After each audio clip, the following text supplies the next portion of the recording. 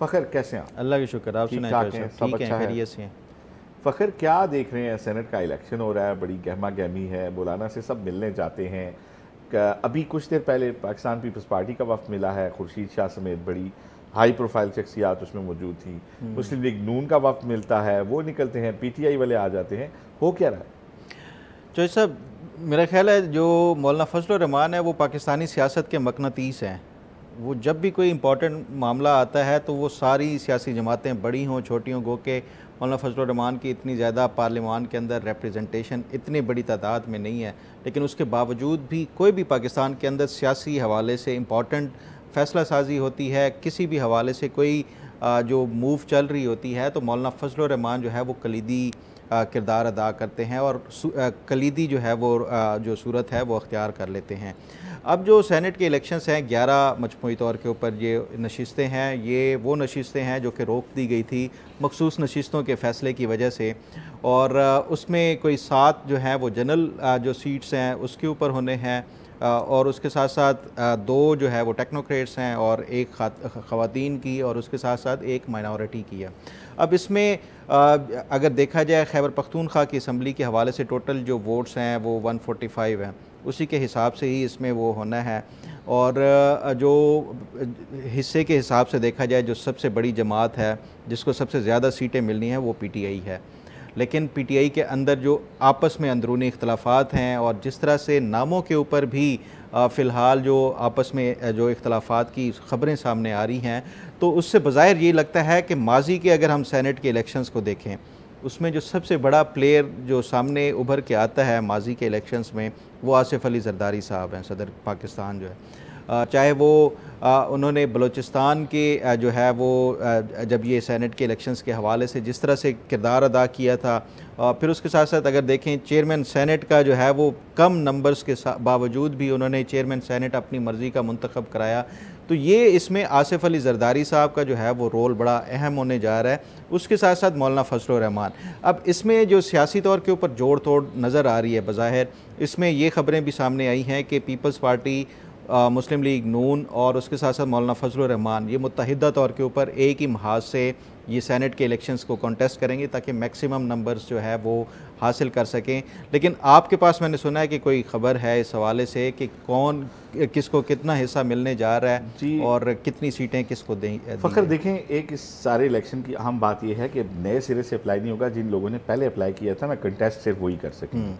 और अब जो सिनेरियो चेंज हुआ है, पार्टी पोजीशन चेंज हो गई है, प्रपोजल स्कैंडर आप चेंज नहीं कर सकते। अगर आपके प्रपोजल स्कैंडर किसी और पार्टी में चले गए हो तो आप तो ऑटोमेटिकली फिर उसी पार्टी में जाएंगे, वरना फिर आप अपने उससे दस्तबरदार हो जाएंगे।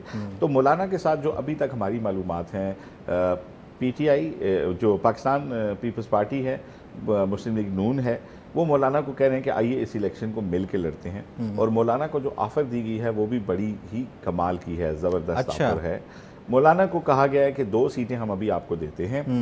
एक सीट जब हमारे प्रपोजल स्कैंडर जो हमारे पास आ चुके हैं वो लोग जब हमारे पास आएंगे तो एक ख़वातीन की नशिस्त जो पैदा होगी वो तीसरी नशिस्त हम आपको वो भी दे देंगे, और आप हमारे साथ चले मरकज़ में भी और सूबे में भी। और ये वो मूव है फ़खर के वाकई में जो KPK में जो 2 अगर जमातें आप समझते हैं कि जिनका ग्रास रूट लेवल पे वर्कर है, जिनकी कोई मतलब डीप रूटेड हैं, वहाँ पे स्ट्रीट पावर भी है जिनकी, वहाँ पे पाकिस्तान तहरीक इंसाफ भी जो है वो एक मजबूत जमात है। और दूसरे नंबर की वहाँ मौलाना फजल रहमान जो हैं उन लेवल पे लोग मौजूद हैं, खा वो हज़ारा बेल्ट हो या पश्तून बेल्ट हो, और हत्ता के बलोच बेल्ट में भी उनकी नुमाइंदगी है। तो अब अगर मौलाना को 3 सीटें मिलती हैं तो अपने जुस्से के हिसाब से ये उनको काफ़ी ज़्यादा बड़ा साइज़ मिलता है, सिर्फ इसलिए कि वो फ्यूचर में आप साथ चलना चाहती हैं बाकी जमातें, और चाहते हैं कि KPK की जो हुकूमत है उसको अगर तब्दील किया जाए तो कम अज़ कम उसके मुकाबले में जो दूसरी हुकूमत आए वो भी ग्रास रूट लेवल पे उसकी भी जो है उसकी भी एक पजीराई होनी चाहिए, उसकी लोगों के अंदर एक मकबूलियत होनी चाहिए। तो वो PTI को देखते हैं कि वो कहते हैं कि उनके को अगर हम ले आएंगे अपने साथ तो हम कंफर्टेबल रहेंगे, क्योंकि मौलाना वो लीडर हैं अपोजिशन में जो वाकई में कोई सीरियस या संजीदा क्राइसिस जो है वो पैदा कर सकते हैं हुकूमत के लिए। अब कोई एक जमात मौलाना के घर से अपना डेरा उठाती है तो दूसरी आ जाती है, 4 लीडर जाते हैं तो 6 आ जाते हैं, 6 जाते हैं तो 8 आ जाते हैं। पाकिस्तान तहरीक इंसाफ भी उनको इंगेज कर रही है। अच्छा। तो और मौलाना एक मतलब फिर मरकज़ निगाह बन गए हैं, महवर बन गए हैं सारी बातचीत का और जोड़ तोड़ का। तो मौलाना जो हैं उनके पास चाबी है, उन्होंने जो डिसाइड करना। हमारी ये इत्तला है कि वो इस हद तक राज़ी हैं कि अगर 3 नशिस्तें उनको हुक्मरान इत्तेहाद की तरफ से ऑफ़र हो रही हैं तो उन्हें एक्सेप्ट करने के ऊपर इब्तदाई तौर पर रजामंद हैं। अच्छा। और ये उनका नंबर काफ़ी बढ़ा देगा, मौजूदा नंबर के साथ 3 नशिस्तें काफ़ी बड़ी बात होगी। तो इसका मतलब है जो इस पूरे इलेक्शन में जो विनर के तौर के ऊपर आ रहा है वो मौलाना फजलुर रहमान है, जो सबसे ज़्यादा गेन कर रहे हैं। मौलाना फजलुर रहमान है, इसमें कोई दूसरी राय नहीं है। तो पीटीआई का क्या आप समझते हैं, क्या उनको अपने हिस्से से कम मिलेंगी आप समझते हैं? देखें, पीटीआई को का नेचुरली शेयर ज़्यादा है अपने साइज़ के हिसाब से, लेकिन उन्हें डैमेज हो रहा है कि जो नए लोग अप्लाई नहीं कर सकेंगे। तो पुराने वाले जो लोग हैं उसमें कुछ लोग जो हैं आप पार्टी के साथ उस तरीके से नहीं हैं, प्रपोजल स्टैंडर्ड्स उस तरीके से साथ नहीं हैं। और यही वजह है कि जो हुक्मरान इत्तेहाद है वो जो है कुछ नशिस्तों के ऊपर जो है अपना नंबर वो है वो बढ़ाता नज़र आ रहा है। अच्छा। और अगर ये इत्तेहाद बन जाता है पाकिस्तान पीपल्स पार्टी का, मुस्लिम लीग नून का और मौलाना फजलुर रहमान का, तो ऑफ़र मौलाना को यही की जा रही है कि ये हम इधर ना सिर्फ मरकज़ में एक्सटेंड करेंगे इत्तेहाद, बल्कि इसको हम सूबे में भी लेके जाएंगे। और अगर मुमकिना तौर पे सूबे में सूबाई हुकूमत तब्दील होगी तो फिर साथ वो वाली फोर्स लाई जाएगी जो मौलाना की शक्ल में, जो ऑलरेडी ग्रास रूट लेवल के ऊपर जिसके वर्कर मौजूद हैं। ठीक। तो ये एक अटैम्प्ट हो रही है, देखते हैं कि ये पूरी हो सकती है या नहीं होती। ठीक। ये तो चलें, मेरा ख्याल है कि ये अब इस हर रोज़ाना की बुनियाद के ऊपर जो भी अपडेट और डेवलपमेंट होगी उस पर करेंगे। चौधरी साहब मुझे बताएं, आपने कल परसों एक ख़बर दी थी कि इस्लामाबाद हाई कोर्ट के जजेस के ख़िलाफ़ ये मौजूदा हुकूमत जो है कोई हुकूमती रेफरेंस ला सकती है।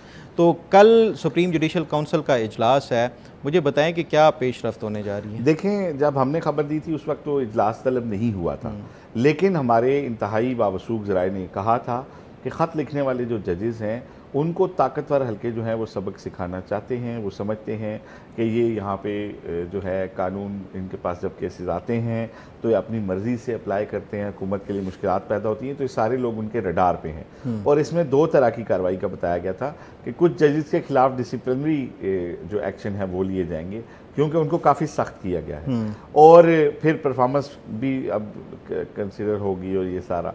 और जो आप बात कर रहे हैं हटाने की, तो कुछ लोग जो मुकम्मल तौर पे रडार पे हैं उनको हटाने के लिए प्लान सारा तैयार है। और अब जब रेफरेंस आएंगे तो वो सरकार की तरफ से आएंगे और वो प्राइवेट बंदों की तरफ से नहीं आएंगे और पावरफुल रेफरेंस होंगे। तो उसमें मुमकिना तौर पे कुछ जजों को जो है वो दांतों पसीने आने का जो है वो इम्कान है। तो ये हमने खबर। अच्छा चौधरी साहब, असल में